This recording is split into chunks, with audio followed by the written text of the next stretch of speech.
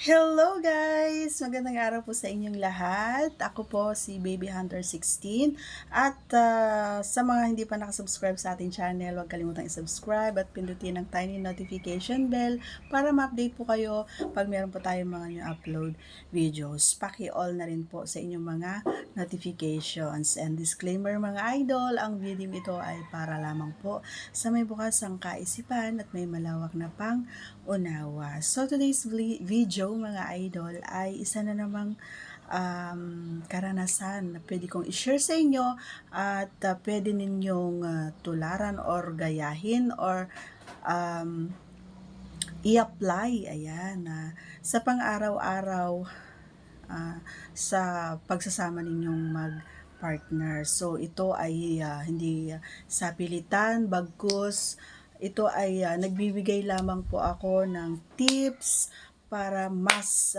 mapasaya or mapagaan ang pakiramdam ninyo. Ayan. So, una sa lahat, pag mga nasa 40 and above ang edad ng isang babae, kadalasan ang reklamo ng mga kalalakihan ay tuyo, 'di ba? Kaya minsan hindi nahihirapang makapasok si Junjun. Minsan ang sabi pa nila ayaw ng pumayag si partner gawa nga ng pag ipinasok si Junjun, lalo na kapag malaki o mataba is mahapdi. Yan ang sinasabi ng mga kababaihan. Pero alam mo ba pare ko, alam mo ba idol na may paraan para hindi mapansin at para hindi malaman ng partner mo na ikaw ay may inilagay, ayan, dyan kay Junjun para mas mapadali at mas madagdagan yung sensasyon na nararamdaman ng partner mo sa tuwing ipapasok mo si Junjun. Ito yung sikreto ni Baby Hunter na dapat mong malaman at i-apply ayan, kay Junjun. Okay? So, minsan kasi kapag lalong-lalo na kapag may mga Junakis na or sa mga 40 plus and above, ayan, 'di ba? So ang kadalasang problema diyan ay masyado na silang sensitive, 'di ba? Na kapag niyayaya mo is talaga naman ang sinasabi mo, ay naku, tanda-tanda na natin, bakit kailangan pag ganyan, 'di ba? Lagi yung nasa bibig nila, yan yung lagi sinasabi ng mga kababaihan, 'di ba? Kasi ang mga kalalakihan is parang normal na lang sa kanila yung pag kasi nga lalaki yan. Sa mga babae kasi nakafocus na lang sa mga junakis, sa trabaho, sa paglalaba, sa paglilinis, sa pag-aalaga sa'yo, sa pagluluto ng masarap na pagkain mo, di ba? Pero minsan nakakalimutan na ng partner mo na, kailangan ko rin palang pasayahin ang mister ko, 'di ba? Ganon. Minsan hindi nila napapansin or naaalala na yung mga dati ninyong ginagawa nung mga bata pa kayo or nung bago pa lang kayo magkasama ay nakakalimutan na dahil sa masyadong busy na sila sa pag-aalaga sa loob ng bahay. Minsan nakakalimutan na nila ang kanilang sarili, yung kaligayahan na dapat ay ibibigay din sa mga kalalakihan. So, mga girls, hindi dapat ganoon. Kahit na anong edad, kailangan pa rin ng mga kalalakihan, ng mga mister ninyo ang pangangalaga. Ayan, tulad ng pag-aalaga mo sa kanya nung kayo ay bata pa. Kailangan din nila ng matinding romansa.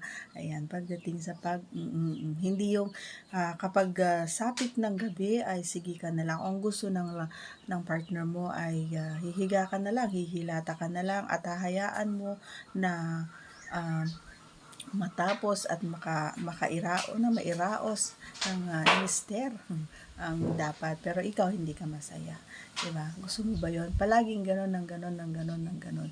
Kaya minsan hindi mo na appreciate yung mga ginagawa ng mister mo. So, wag gano'n. Dapat give and take tayo pagdating sa kahit ano pa man ang edad mo, dapat wag mo kakalimutan yung obligasyon mo bilang asawa sa partner mo. Okay? So, ano nga ba ito? Makinig mga boys. Ayan. Alam nyo ba, kasi not all the time, sa edad ko na to, not all the time laging wet, laging basa ang aking pechay. So, minsan, totoo yun, yung kapag ipinasok or pumasok si Junjun is mahapdi or masakit or parang nawawalan ako ng gana, gawa nga ng lalong-lalo na kapag gustong-gusto na talaga ng partner ko na ipasok, and then syempre nasanay ako na bago niya ipasok si Junjun doon kay Pechay is romansa muna, diba? So minsan talaga naman na sobrang ano na siya, yung nauna yung libog niya, ganun, nauna yung L niya. So, basta-basta na lang niya ipinapasok. So, hindi talaga naiiwasan yon mga idol. At wala ka nang magagawa kapag ganun ang nangyari. So, sa mga boys dyan, ayan, at sa partner ko, makinig ka para alam mo to. Ayan, alam nyo kasi mga idol, minsan, parang na-experience or na-feel ko noong one time, naglalagay ako ng baby oil sa katawan ko, mga lods, no? At saka mahilig talaga akong i-massage yung aking dalawang bundok. Mahilig kasi akong i-massage yun, para sabi nila kasi kapag minamassage mo daw, maiiwasan yung sinasabi nila, yung mga sakit, yung mga cancer, ganyan. So, minamassage ko siya, dinadahan-dahan ko siya gamit ang baby oil. So, isang beses, parang alam mo yon, yung habang pagmamassage ko doon sa dalawang bundok na yun is talagang nakaramdam ako ng sensasyon, nakaramdam ako ng konting nakaramdam ako ng konting libog sa katawan. Kumbaga parang kakaiba yung pakiramdam pag nararamdaman mo na medyo madulas yung ginagamit mo, no? So, madulas na mainit. Yun yung feeling ko nung minamassage ko yung aking dalawang bundok. So, sinubukan ko na lagyan yung fingertip ko ng kaunti at inilagay ko doon sa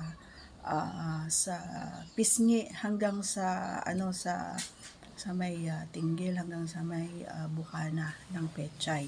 So, habang nilalagay ko yun, habang ipinapahid ko mga idol, is parang may naramdaman akong kakaiba. And then, hindi ko na lang namalayan na yung nilagyan pala ng oil na yon is nakapasok na doon sa bukana. So, parang iba na yung pakiramdam ko. Parang feeling ko, bakit bigla akong nag-wet? Bakit bigla akong nakaisip ng ganon? Bakit bigla akong naisip na ipasok at naglabas-masok na doon sa butas ng petsa yung aking daliri. So, naisip ko, paano kaya kung doon sa pinakadulo ng Junjun ni Parikoy is lagyan mo ng baby oil. So, marami ang nabibili sa mga bilihan na sinasabi nila nga lubricant, ano? Pero never ko pang na-try yung mga lubricant na yan kasi nga hindi ako aware pagdating sa ganyan, kasi nga mahilig nga akong kumain ng talong. So, hindi na kailangan para sa akin. So, pag kumakain ng talong, dumudulas na. Ayan, dumudulas na siya, di ba? So, nung nasubukan ko yon is, noong alam ko na mag-SEX kami ng partner ko, is naisipan ko na maglagay doon kay Pechay. Gawa nga ng minsan is talagang tuyo, dry, tsaka pag ipinasok is masakit talaga siya. So, napapaurong na lang ako kapag ipinapasok, gawa nga ng parang anong tawag dito, yung basta dry siya, hindi siya wet. And then, sinubukan ko na lagyan yon. Alam mo, idol, nung ipinasok ni Pariko yung Junjun, yung Junjun niya, talaga naman na nakaramdam talaga ako ng ang bilis kong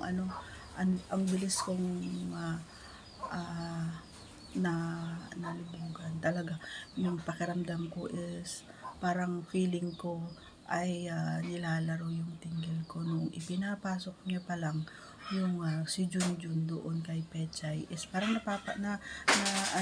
nararamdaman ko na parang nilalaro yung yung mani, pero hindi naman pala, yung palang parang ikinakaskas lang yung ulo ng Junjun doon sa may ulo na doon sa may dulo ng mani, habang kinakaskas niya na yon, and then akala niya siguro ay basang-basa na ako, or wet na wet, or L na L ba ako, pero hindi yon. Sinubukan ko na lagyan ng kaunti doon sa aking pechay, at yun nga, napakaganda yung kinalabasan, mga idol, at nagustuhan din ng aking partner. Gawa nga ng ang buong akala niya ay L na L ako nung time na yun. So nung pagkatapos na naglamas-pasok si Junjun doon sa Pechay, is nagsabay pa kami na nakapagpalabas, nakaraos, sabay pa kami. Kasi nga iba yung sensasyon kapag gano'n, yung napaka smooth, kumbaga, yung paglamas-pasok, hindi ka makakaramdam ng kirot, kumbaga, or sakit, or hapde, gawa nga ng may pampadulas na oil. Yun ay nagagamit lang din naman, nakikita lang dyan sa loob ng bahay nyo kung wala kayong pambili ng lubricant. So hindi ko alam kung may ano to, side effect mga idol, pero feeling ko wala naman, kasi maganda naman sa akin, wala namang once ko lang ginawa yon, sinubukan ko lang, mga idol. And then yun, pagkatapos namin ay sinabi ko sa partner ko, sabi niya, akala daw niya is L na L ako, or wet na wet ako. Buong akala daw niya, kaya pati daw siya ay nalubukan na rin, kasi nga pag napapansin kasi ng mga boys na nababasa ka, ang babae ka agad is feeling nila LL yung mga babae. So ganon din ang mga feeling ng mga lalaki, nagkakaroon sila ng pakiramdam na ay na-EL na rin sila, ganon.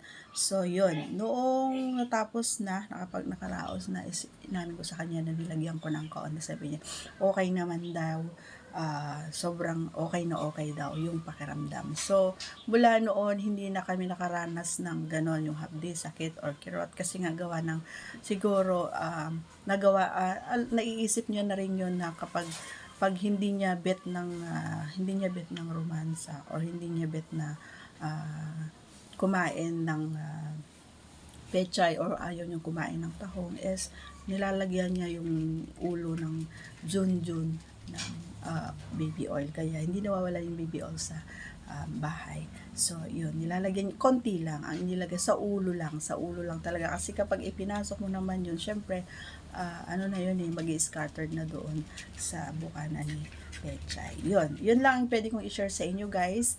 Pwedeng hindi malaman ng partner yung mga girls yan, kung kung gugustuhin nyo na hindi ipaalam, wala namang problema. So pero mas importante pa rin na may communication talaga. Alright? So, that's all for today's video, mga idol. Ayan, sana po ay nakasubscribe na po kayo sa ating channel. Kaya, pakipindot mo na rin ang tiny notification dyan. Paki-all. At, kalimbangin mo ang maliit na bell dyan para ma-update ka pag meron tayong mga new upload videos. Ayan. So, see you on my next vlog, mga hunter, and God bless you all, guys. Bye!